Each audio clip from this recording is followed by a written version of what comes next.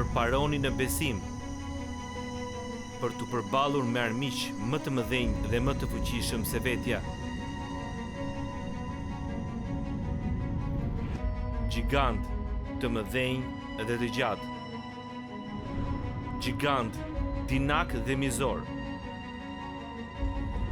Por le të mos ja mbathim nga betejë. Vraponi drejt fitores, sepse Perëndia ynë ecën përpara nesh si një zjarr që konsumon, që ne të mund të luftojmë me gigantin e frikës, të shkatrojmë gigantin e dekurajimit, të çlirohemi nga vetmia, të fitojmë mbi shqetësimin, të ruajmë veten nga faji, të zbusim gigantin e tundimit, të sulmojmë zemërimin, të çarmatosim dyshimin kur ndihemi të kapur dhe të gjejmë lirinë duke mposhtur dështimet. Perëndia ynë do t'i vrasë gjigantët të tokë dhe do t'i rrëzojë përpara nesh. Përmes fuqisë së tij, ne mund t'i dëbojmë dhe t'i shkatrojmë shpejt, siç na ka premtuar Zoti. Mos kini frikë. Perëndia ynë është me ne. Ai do të na fuqizojë. Ne mund t'i mundim gjigantët tanë. Ne mund ta fitojmë betejën. Ne mund të jetojmë si fitimtarë.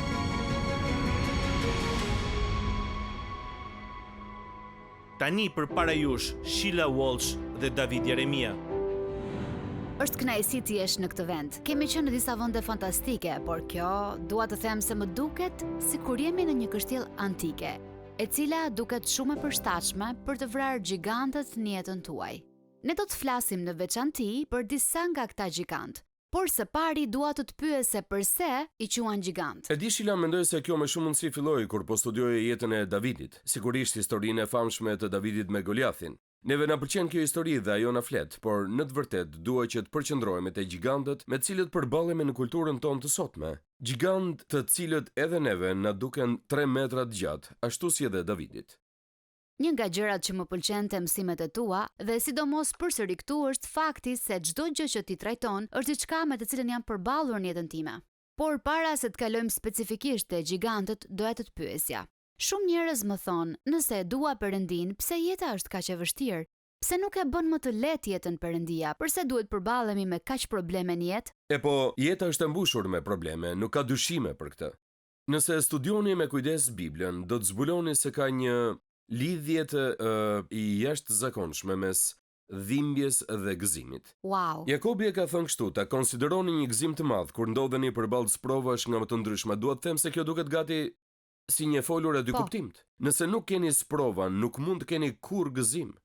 Nëse nuk i keni notat e zeza në piano, nuk mund të luani një melodi.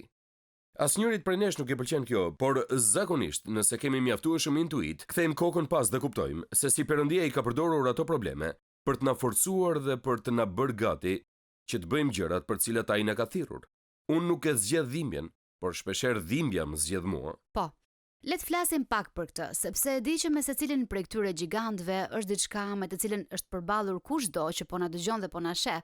Në fillim, të flasim për frikën. Ne jetojmë në një kulturë kur ndonjëherë njerëzit kur zgjohen në mëngjes, gati kanë frikë të dalin jashtë për shkak se në jetën e tyre po ndodhin shumë gjëra. Nga vitet e shumta që kanë në shërbes, dua të të pyes nëse je përballur me frikëra që kanë qenë gjigant për ty? O, padyshim. E di Sheila, kur fillova shërbesën, shkova në një vend të vogël që quhet Fort Wayne, që nuk ishte larg nga vendi ku isha rritur unë, në Cedarville, dhe Perëndia më thirri të filloja aty një kish me 7 familje, dhe më kujtohet frika që kisha se mos do të dështoja përpara të gjithëve, të turproja prindrit e mi, të turproja familjen, dhe nuk kisha idenë se çfarë po bëja. Por frika mund të jetë edhe një motivuese e madhe, dhe ka mundësi që të jem motivuar pak nga ajo frikë. Njerëzit më kanë pyetur nëse kam patur frikë kur kisha kancer. A kisha frikë kur u smurë me kancer? Mendoj se padyshim që kisha. Dhe është interesante se në atë kohë unë mund ta izoloja frikën time dhe nuk kisha frikë se mos vdisja. Unë kisha frikë të lija gruan edhe fëmijët e mi dhe e di që duket shumë fisnike, por kështu ka qenë, kjo më shqetësonte më shumë dhe kisha frikë. Më kujtohen disa nga ato gjëra, por gjithmonë më kujtohet se frika ime ishte reale, por në fund u zvendësua nga ndjesia e pranisë së Perëndis dhe e paqes së tij. Më kujtohet një herë kur po bëhesha gati të bëja një kontroll shumë të vështirë kur kisha limfom dhe doja që të lutesha. Dhe i thash donës, zemër, nuk mund të lutem. I thash, unë do të qaj. Dhe ajo ma ktheu po do të lutem unë dhe bëri një lutje të pabesueshme. As nuk qau dhe as nuk bëri gjë tjetër. Ishte lutja më e jashtëzakonshme që kam dëgjuar të bëj ndonjëherë. Wow. Dhe më dha shumë forcë dhe e dija që do të isha më mirë. Mendoj se në këtë seri mesazhesh ke folur pak dhe për faktin se shpeshherë këta gjigant mund ta kthejmë kokën pas dhe të shohim se si Perëndia i ka përdorur në jetën tonë. Ai sa duken si një dhuratë që na ka bërë më të fortë. Biblia na thot se ne nuk duhet të jemi krijesa të frikës, mos ke frikë sepse unë jam me ty, mos e hum sepse unë jam Perëndia yt. Mendoj se ka edhe një frikë që është e shëndetshme që duhet vlerësuar, por ajo lloj frike e tmerrshme që nuk është diçka që Perëndia e do për ne, vetëse nëse do të na ngrejë në një nivel shumë të lartë. Ne nuk duhet ta jetojmë jetën me frikë, nuk mendoj se ky është vullneti i Perëndis për ne. Një nga këta gjigantët e tjerë me të cilët përballemi është edhe dekurajimi. Dhe le ta pranojmë, jeta është e vështirë. Në periudha të caktuara të jetës, të gjithë ne përballemi me dekurajime. Si ke arritur që ta përballosh dekurajimin? Shila, unë mendoj se dekurajimi është arma e preferuar e Satanit kundër meje. Wow, vërtet? Po. Dhe mendoj se njerëzit që bëjnë atë që bëj unë, njerëzit që janë ndërtuar si ne, njerëz me ambicie, janë më të prekshëm ndaj kësaj, sepse kur ti harxhon të gjitha energjitë dhe vazhdon përpara, atëherë ke për të patur disa ditë të vështira.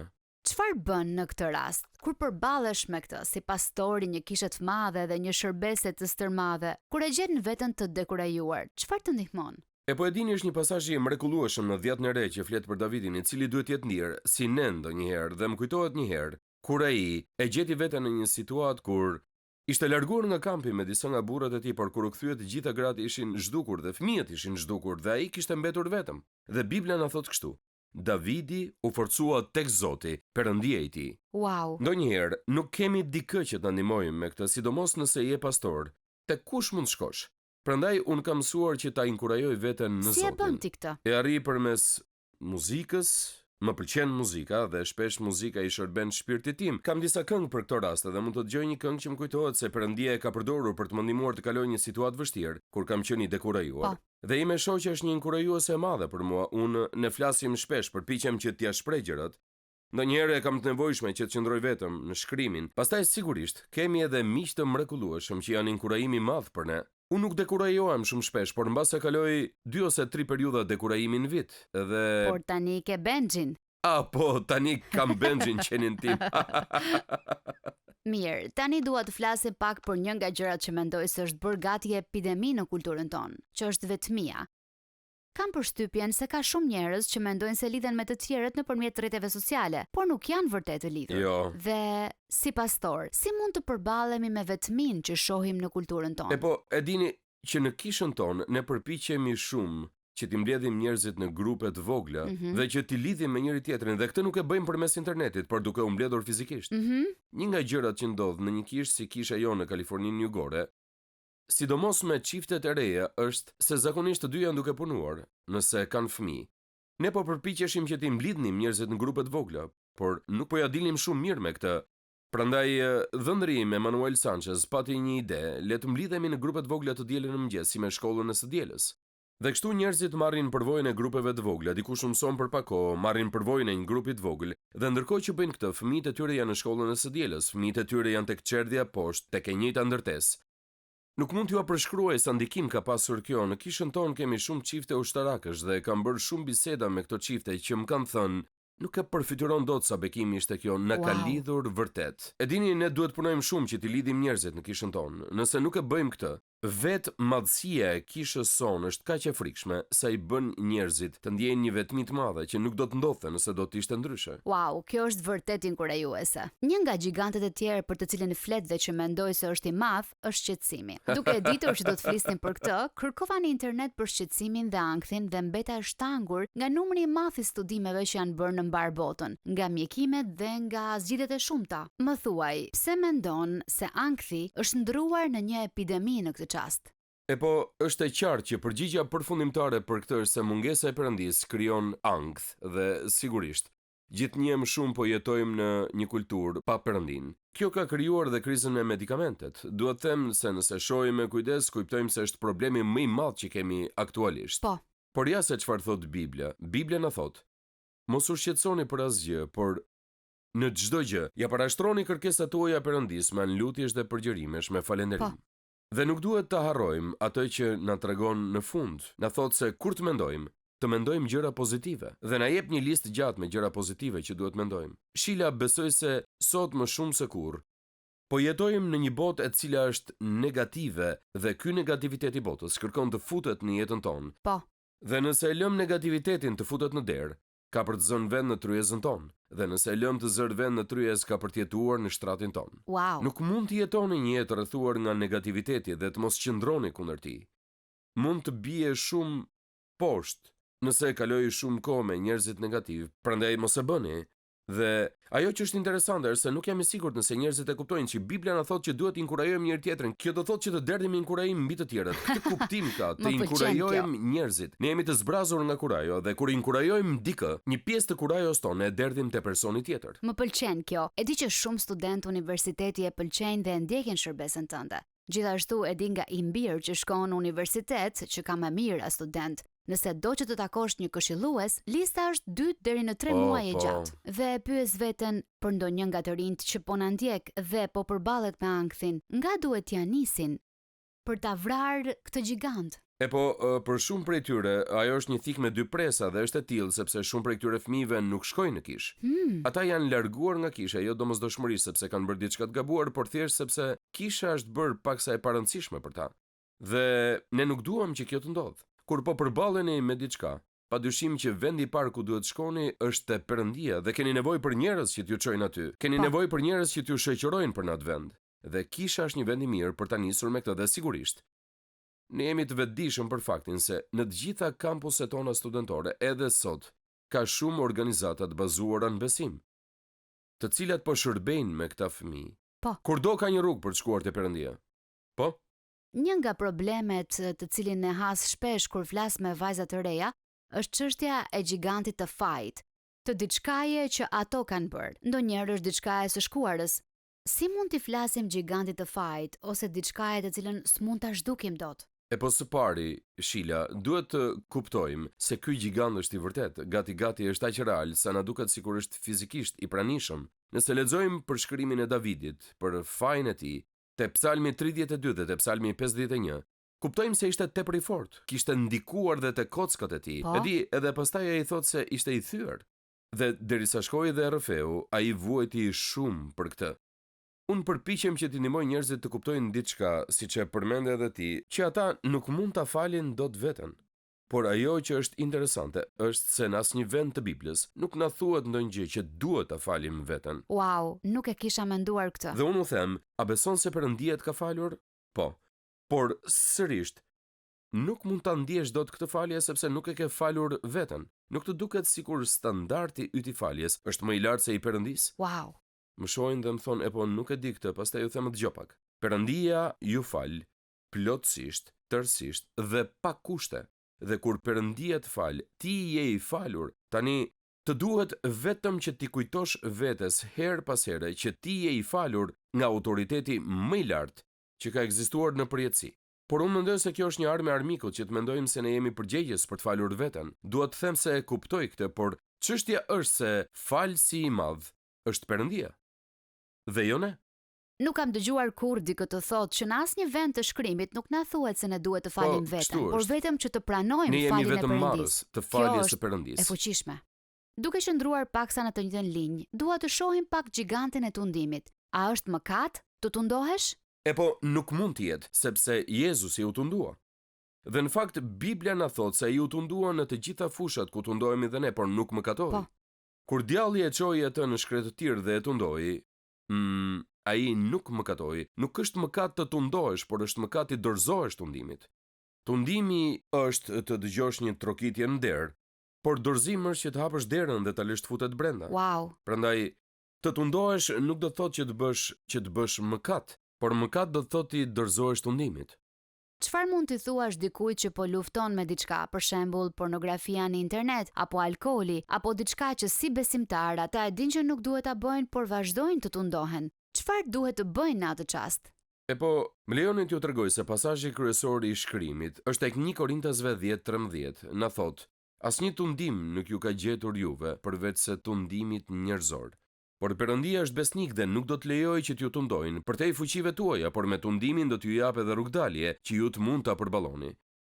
Pra ajo që na tregohet këtu është se ideja se unë jam aq i tunduar sa nuk mund të jem fitimtar, nuk është e vërtetë. Dhe ka strategji për këtë. Për shembull, një herë erdhi dikush tek unë dhe më tregoi për një vajzë që punonte ngjitur me të dhe pastaj më tha se ishin gati për të përfshirë me njëri tjetrin në një mënyrë që nuk duhej ta bënin. Dhe unë i thash, e ke seriozisht këtë? Po ti je i martuar, ti ke një familje, ti nuk do doje që kjo të ndodhte, duhet gjesh një punë tjetër. Po. Ai më ktheu, çfarë? Të gjej një punë tjetër? I thash, ka vetëm një mënyrë për të dalë fitimtar mbi tundimin seksual. Biblia na thot që duhet ja mbathësh prej tij. Është një nga gjërat e pakta që Biblia thot që duhet i largohemi sa më shumë. Pastaj më pëlqen të përdor ilustrimin e Jozefit, i cili u tundua nga gruaja e Potifarit dhe Biblia na thot se ai ja mbathi nga shtëpia. Pra, Biblia na tregon disa gjëra për tundimin. Është e rëndësishme të dimë se tundimi nuk është mëkat. Nuk është mëkat të tundohesh, por nëse fillon t'ja shkelësh syrin dhe t'i dorëzohesh, këtu futet mëkati. Një nga gjigantët që duket se po gjen terren në kulturën tonë në këtë kohë është zemrimi. Duket sikur po jetojmë në një botë shumë të zemëruar. Nëse ndes televizorin sheh lloj-lloj lajmesh për tërbime në rrugë. Por është interesante se në serinë e mësimeve të tua ti thekson se shkrimi thotë se jo çdo zemërim është i keq, por ka një vend edhe për zemërimin e drejtë. Në fakt, Biblia na thot zemëroni dhe mos mëkatoni. Dhe pastaj më pëlqen ajo që Biblia thot më pas, diellit mos perëndoj mbi inatin tuaj. Kam dëgjuar për një njeri që tha, po ne praktikojmë vërtet këtë në shtëpinë tonë dhe kemi 2 javë që nuk kemi fjetur gjuhë. E dini, është vërtet interesante se sa praktike është fjala e Perëndisë. Pikërisht kjo frazë, diellit mos perëndoj mbi inatin tuaj. Diçka që kam vënë re unë dhe mbase shpeshherë është më shumë te gratë se sa te burrat, është giganti i përçmimit. Lidhet paksa me zemrimin, por si do ta përkufizoje përçmimin? Ja përkufizimi im për përçmimin. Përçmimi është zemrimi futur nën tokë. Oh, wow! Përçmimi është zemrimi të cilin nuk e keni trajtuar, por e keni mbledhur brenda shpirtit tuaj dhe aty është grumbulluar stres pas strese dhe pastaj në një çast të përshtatshëm që nuk e keni menduar kurrë se do të ndodhte, bum, ju shpërtheni dhe gjithë përçmimi del jashtë. Prandaj nëse nuk përballeni me zemrimin, ai shndrohet në përçmim. Dikush që po na dëgjon ose po na shikon dhe mendon me siguri se kështu është vetë, si mund ta mund gigantin e përçmimit? E di Shila, për gjitha këto gjëra që diskutuam, gjëja më kryesore është që të kesh mundësi që ta pranosh. Ti je i aftë që ta pranosh. Pse unë ndihem kështu? Pse kam këtë ndjenjë në zemrën time? Pse ka kaq përçmim? Dhe të përpiqesh që ta izolosh. E di, ta vendosësh në një vend ku mund ta shohësh me ngjyrat e vërteta që ka të thuash, kjo është e gabuar. Si filloi kjo? Nga e ka zanafillën. Dhe të vazhdosh të thuash Perëndim, më ndihmo me këtë, më ndihmo ta largoj këtë. Dhe pastaj ndonjëherë ndodh që të kesh përçmim për shkak të një çështjeje të pazgjidhur dhe duhet të shkosh e ta zgjidhësh atë çështje. Në historinë e Davidit, kur ai ju ofrua gigantit, Biblia na thot se ai vrapoi drejt tij. E mahnitshme. Po pra, ja se çfarë po bënte ai. Ai nuk do të priste derisa giganti të shkonte tek ai. Ai shkoi vetë te giganti dhe mori fitoren. Por kjo është një nga gjërat që e gjejmë te të gjitha pjesët e kësaj serie mesazhesh. Ti thua që këta gigant ekzistojnë, por nuk duhet t'ja mbathim prej tyre. Me fuqinë e Perëndisë ne vrapojmë drejt tyre. Po. Por le të flasim për dyshimin. Ti ke një mendim interesant në mësimet e tua për dyshimin, që dyshimi jo gjithmonë është diçka e keqe. Jo. Na trego pak për këtë. Dikush një herë më ka thënë se ka më shumë besim te një dyshim i sinqert sesa në çdo gjë tjetër që mund të keni. E dini, shumë e shumë njerëz që unë i njoh janë bërë mësues të mëdhenj, të talentuar dhe të fortë apologetikës, dhe kjo fillon me dyshimin. Sepse kur dyshoni, çfarë dëshironi që të bëni? Dëshironi që të zbuloni pse unë, pse kjo, a është e vërtet kjo apo jo? Dhe më pëlqen historia e Thomait, që e dini se çfarë tha, po nuk e pash, nuk do ta besoj. Dyshimi ju nxit që të kërkoni përgjigje, dhe jo vetëm ti mblidhni gjërat në shpirtin tuaj dhe t'i ktheni shpinën, por të përballeni me to. Dhe dua të tregoj me sinqert me ju, nuk mund të keni qenë krishter për një kohë gjatë nëse nuk keni pasur çaste kur keni menduar, po sikur kjo të mos jetë e vërtet. Po sikur të mos jetë e vërtet kjo së cilës i kam kushtuar gjithë jetën.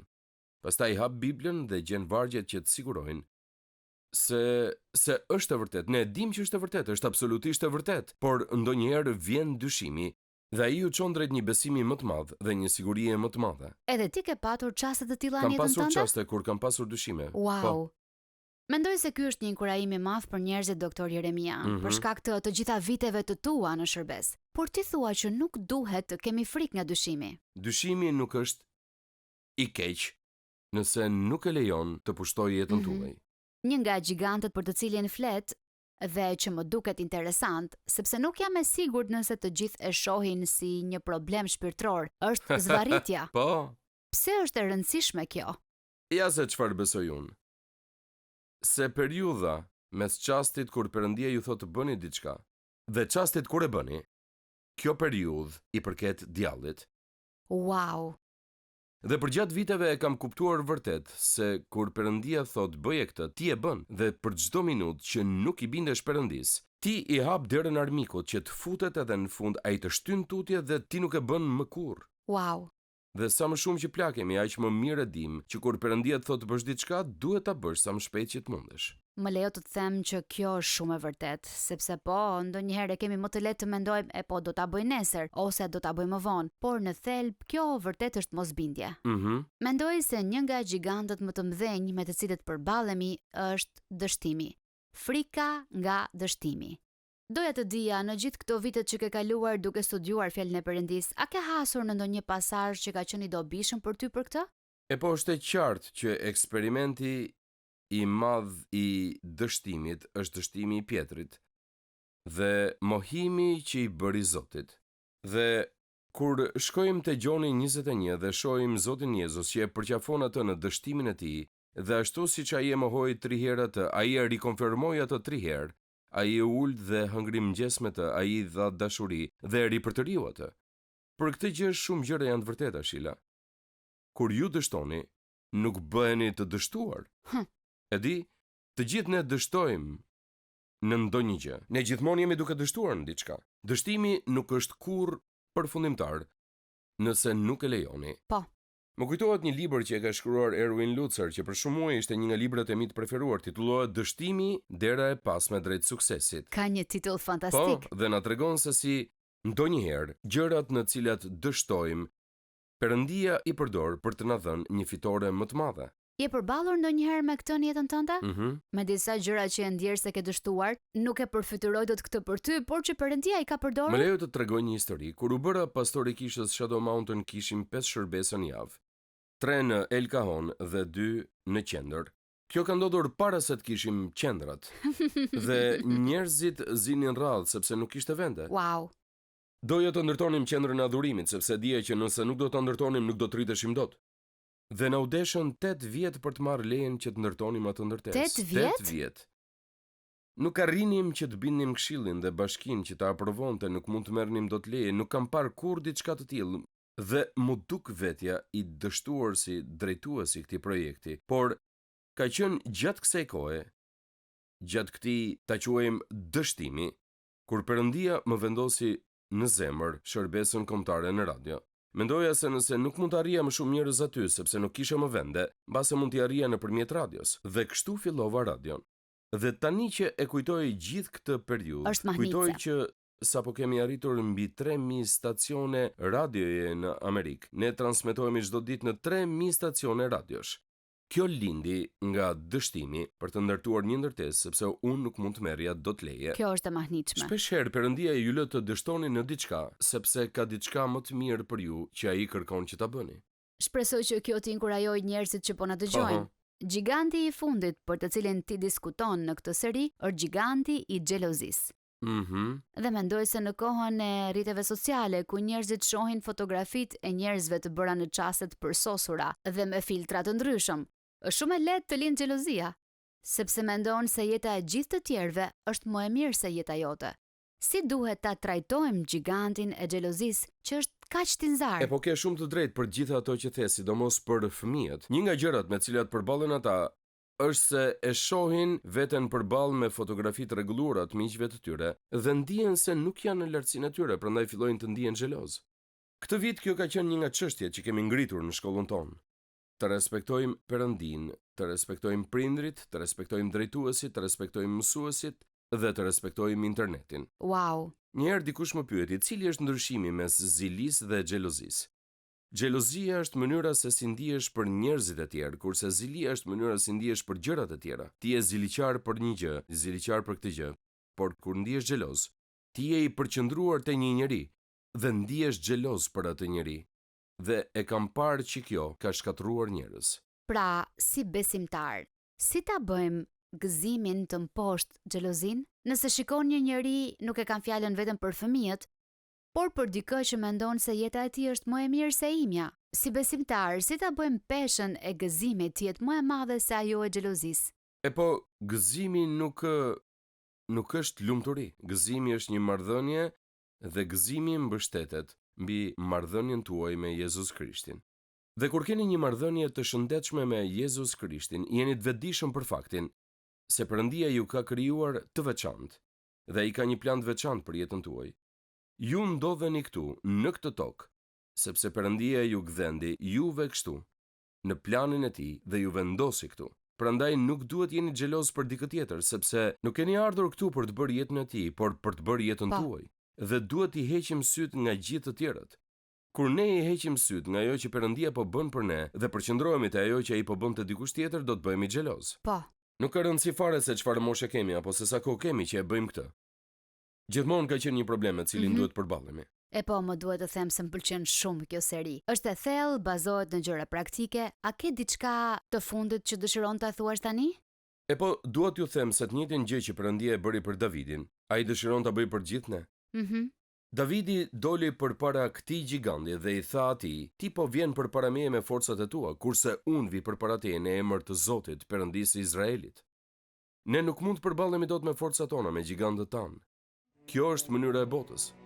Gjigantët tanë me siguri që nuk do të zgjidhen dot në zyrën e një psikologu laik, por kur ne përballemi me gjigantët tanë në emër të Zotit, me fuqinë dhe madhështinë e tij, mund të kemi të njëjtën fitore si ajo e Davidit.